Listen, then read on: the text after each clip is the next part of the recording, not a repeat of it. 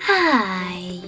In front of me is VIVO Y21s, and today I would like to show you how you can manage auto rotation.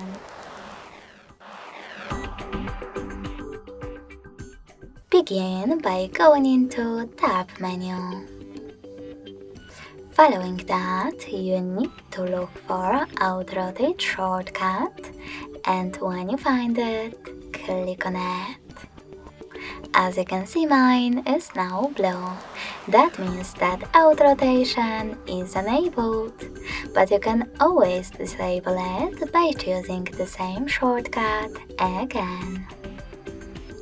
If you want to, you can also go into settings, then click on display and brightness, and click on this switcher next to auto rotate screen feature.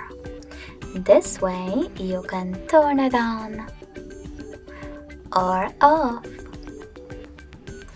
Thanks so much for watching. If you enjoyed this video, smash that like button, comment and subscribe. Bye!